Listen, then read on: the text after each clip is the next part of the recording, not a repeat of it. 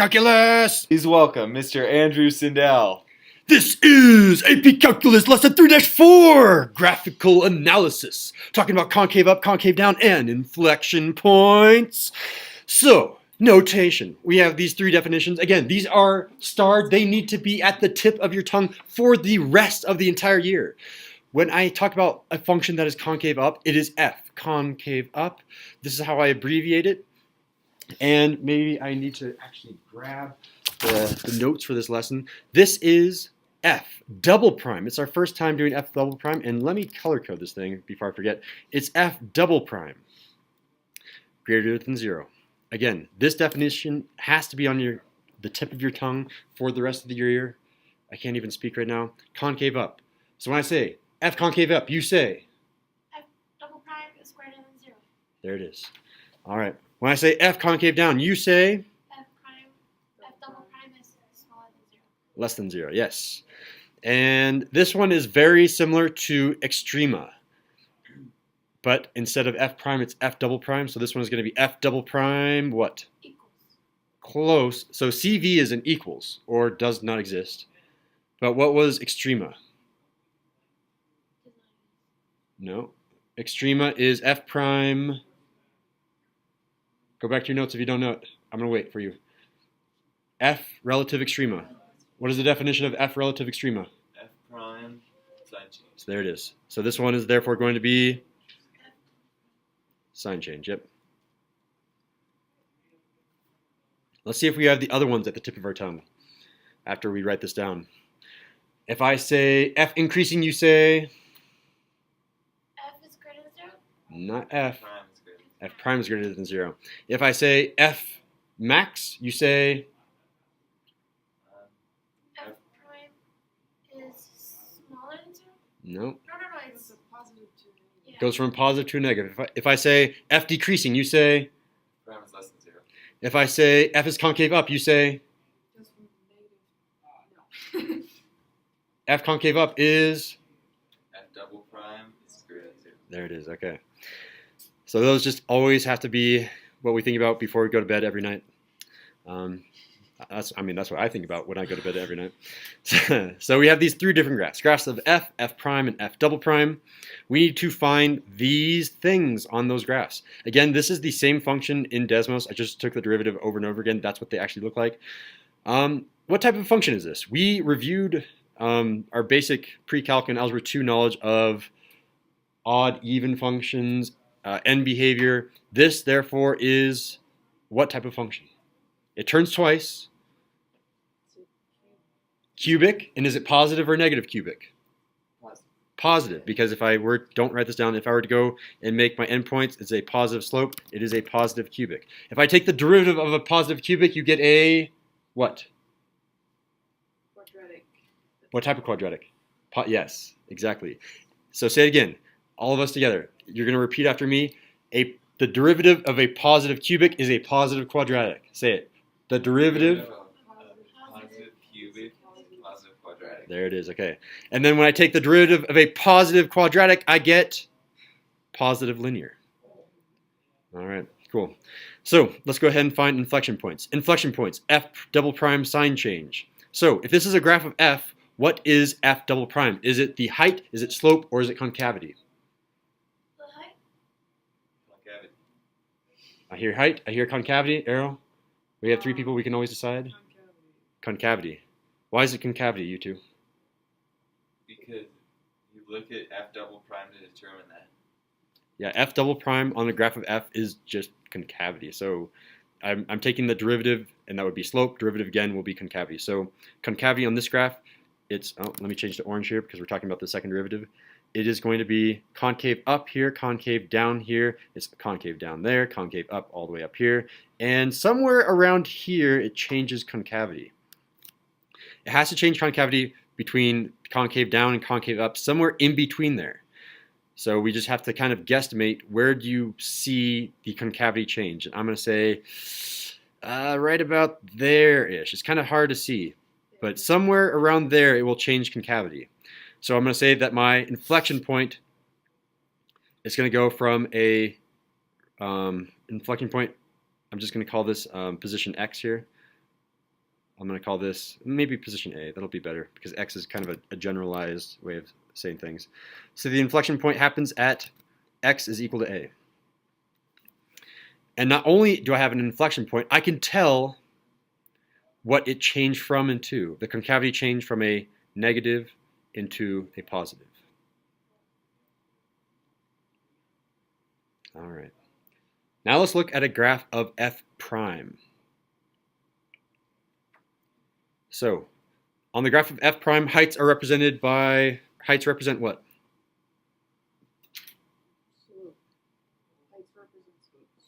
Well, you have to be careful because slope means something else.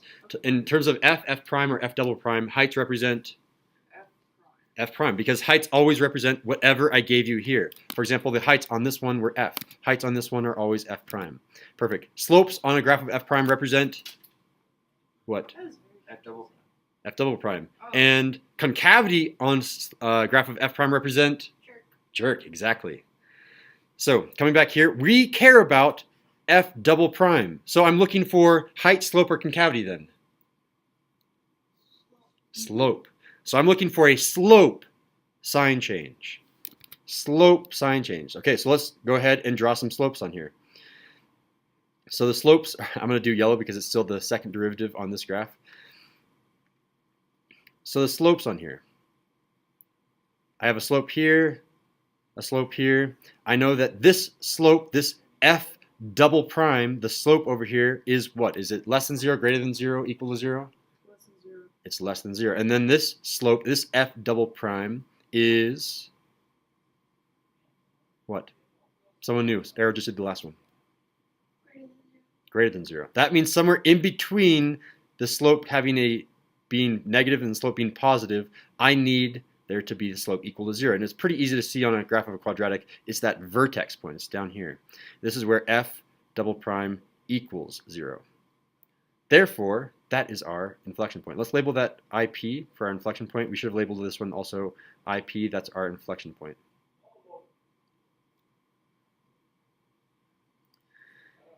All right, so our IP that happens again at the same x-coordinate because the same x-coordinate for the inflection point will be consistent throughout all of these graphs. So the IP is where x is equal to a. And again, a change from a negative to a positive. See that graphically.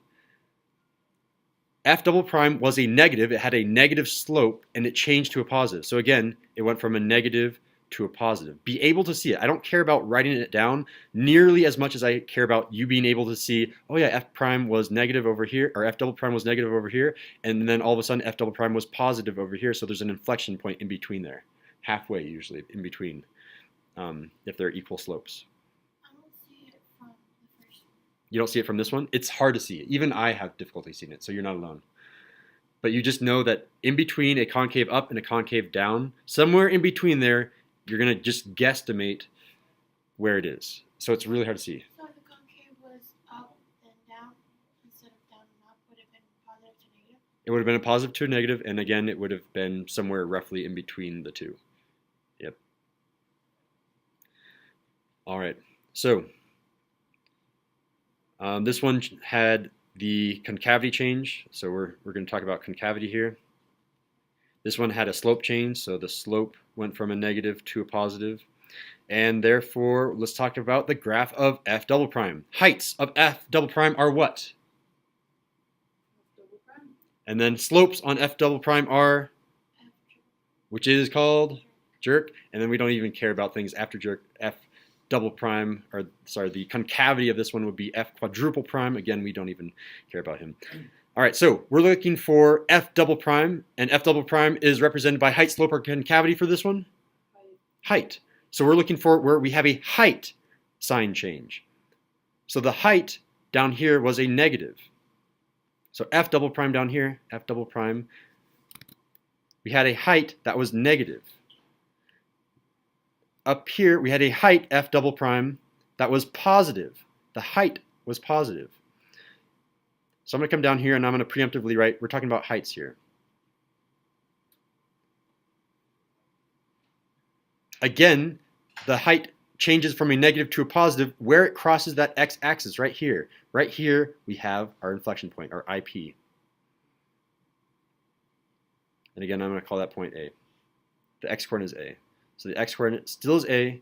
That's what it looks like on a graph of f double prime. It's where it crosses the x-axis. If you want to make a note out to the side, because you think you might forget that in 2 months, which you might forget because 2 months is a long time, on a graph of f double prime, IP is where it crosses the x-axis. All right. And again, it went from a negative to a positive. We saw that it's a little bit even more clear on this one because it's a negative height and then a positive height. Negative to a positive.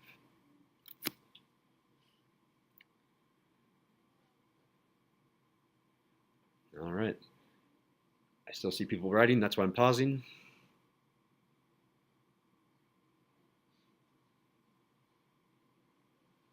And we move on. All right, so let's work on these examples. So first I have a graph of f. Where is this function concave up? Where's the function concave up? Look at your definition. F is concave up wherever f prime, f double prime is equal or greater than 0. Therefore, f is concave up where? The whole thing, yeah. So you can do interval notation. F double on the graph of f double prime, it shows between 1 and 9. These are each different graphs. Now it's not the same graph. I should say graph of f, graph of g prime, graph of h double prime. Let me change that. They're not so related. yeah, they're not related. So I should say, we'll say Yeah, g because prime and h double prime. F prime would be if f is a quadratic, wouldn't f prime be linear? Yes. If that was quadratic, a positive quadratic, this would be positive linear for the derivative. Yeah, so I should have done different letters to let you know it's not the same graph. That's my fault. And then I should have changed all of these to G as well, all of these to H as well. All right, so making that small little change, where is this graph concave up? Everywhere. Everywhere. So how do I write that? Negative infinity to infinity. We're doing interval notation here. If you want to do inequality notation, it's a little bit harder. You can just say all real numbers. So you can just say all real numbers like that. Both of them work. All right. On the graph of f, where is f concave down? Nowhere. Nowhere. So you can say not applicable. You can just say nothing. You can say n/a. It doesn't really matter. Either of those is fine. And where is the inflection point? There isn't. There isn't one. Yeah, so again, there's nothing n/a. Not applicable. Oh, good question. I'm going to turn that over to Ben and Arrow. How do you know that? How do you know that there's no inflection point? So what's the definition of inflection point? So if there's only concave up and no concave down, what's the inflection point? So if one of them is not there, then there's no. Yeah, that's a good way to think about it. Yep. If there's only one concave up and no concave down, you cannot have an inflection point because you never change between concave up and concave down. Yeah, that was a good explanation, Arrow. All right. Now we're on to a graph of G prime, a different graph. If this is a graph of G prime, where is my function concave up? So be careful. It's a graph of G prime now. So you have to ask yourself, I'm looking for G double prime, and you have to think, okay, is that height, slope, concavity? Once you answer that by yourselves, then you need to apply the definition. Concave up is where it's positive. So it'd be where it's x equals -6, right? So at -6, you know that the f or G double prime is positive. I agree. At this point, it's positive because I'm looking at slopes at this point. So let me switch to, so the slope is positive at 6, I agree. So it is concave up at 6. But you're going to have some sort of interval. You're not just going to say a point because you have to list an infinite number of points. And then you can say, okay, well, what is the slope at 8? The slope at 8 is negative. So concave up talks about wherever the slope here is positive. So where are the slopes positive? Can someone give me an interval notation? Or -infinity to -6. to -6 like that? Negative You one. forgot the Actually, brackets. Oh, so it needs parentheses. And then Ben was talking about, so Ben, can you say what you just said? I think it's positive 1 because that's where the slope of f prime changes from a positive to a negative. Okay, so Ben is saying it goes beyond -6 because even if I choose this point, if that was, I don't know, -2, I guess, if I were taking a guess as where that was, this slope here is still positive. So this point needs to be included in the concave up, and this -6 doesn't include that. So let's come back here. We can say this is going to be 1. Oh, I don't know why it does that. If I scroll down and then back up, does it fix it? It does. Oh. I figured that out in another class. I don't know why, but whatever. And this is $99 for those that pay. Yep. Okay, so where G is concave down, I want to hear from Arrow. I haven't heard from Arrow for this function yet. It's 1 to infinity. 1 to infinity. And this is a parentheses, not a closed bracket, because you can't know, or 1, at the value of 1, you have G double prime is actually equal to 0. The slope is 0. It has to be less than 0 in order to be included. That's why we have the parentheses. Perfect. And then where is the inflection point? How do I say that? At what x coordinate? At x equals 1. There it is. All right. Now we have a graph of h double prime. So it's new type of graph, kind of similar to the one of up here. Where is the function concave up? Between -1 and 9. Between -1. Or positive. Okay, so positive 1 and 9, like that. I was about to alt-tab to classcraft to give Arrow the XP for catching a student error, but then I remembered we're not doing classcraft. Do we need brackets? That's a good question. Should it be square brackets or should it be parentheses? Parentheses. Why? Because at the moment of change, you're not sure. Or you are sure, but it's neither one. Yeah, so 0, which is At the not moment of positive or change, it's neither concave up nor concave down. Yeah, sort of. Yeah. that's a good way of saying it.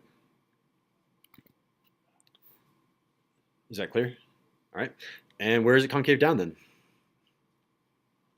It would be from -infinity to 1. Negative infinity to 1. Union 9 to infinity. 9 to infinity.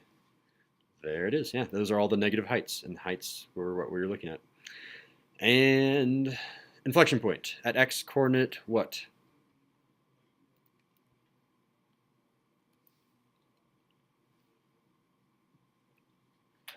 1 and 9. Cool. 1 and 9, because that's both where they change signs. Oh, I don't know why I wrote 2 there. 1 and 9. There it is. And we have no back. You can do your summary on the back. I know I only printed out the front, so the back is all blank. But go ahead and write your summary on the back.